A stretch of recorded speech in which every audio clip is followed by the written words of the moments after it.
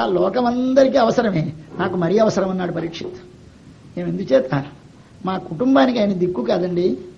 మా తాతలు, మా ధర్మరాజు, భీముడు, అర్జునుడు, మా పాండవులందరూ వారందరూ ఎంతవాళ్ళు చాలా గొప్పవాళ్ళు. కానీ అమరంజయై అవతల సైన్యంలో ఉన్నవాళ్ళు దేవతలను ఓడించిన సైన్యం అవతలది. పెద్ద పెద్దవాళ్ళు ఉన్నారు అవతల. భీష్ముడు, ద్రోణుడు, కృపాచార్యుడు, అశ్వత్థామ మొదలైనటువంటి మహాయోధులు, అస్త్ర విద్యలలో తమకి గురువులు, జ్ఞానములో నిధులు, కేవలం పరబ్రహ్మ సాక్షాత్కారమును పొందినవారు.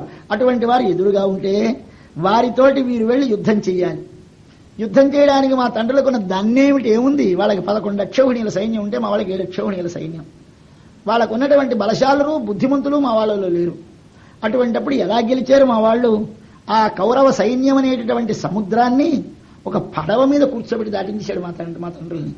సముద్రంలో దాటాలంటే ఇక్కడి నుంచి అక్కడి నుంచి నీళ్లు కనిపిస్తూ ఉంటే దాటవా అంటే ఎవరైనా దాటగలడా? ఆ సముద్రాన్ని దాటడానికి ఒక పడవ గాను స్టీమర్ ఇచ్చేస్తే ఆ డెక్క మీద పైన కూర్చొని సముద్రం చూస్తూ కెరటాలు చూస్తూ మంచి శిలాగా టిఫిన్ తింటూ కూర్చొని ప్రయాణం చేసేవచ్చు.